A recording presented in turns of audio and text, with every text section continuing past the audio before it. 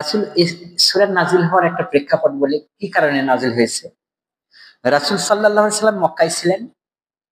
থাকা অবস্থায় কিছু কাফির মুশরিকরা এসে বললেন, ইয়া রাসূলুল্লাহ, ইয়া হাবিবাল্লাহ, আপনি তো আল্লাহর রাসূল, সবই তো ঠিক আছে। কিন্তু একটা কথা, কি এবছর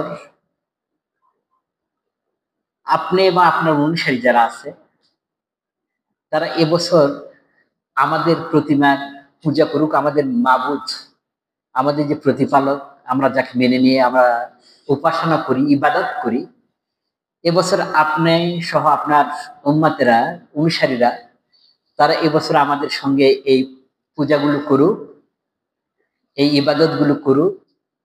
আগামী বছর আমরা যারা মুশরিক আছে, আমরা যারা আছি, আপনার মাবুদের ইবাদত করব।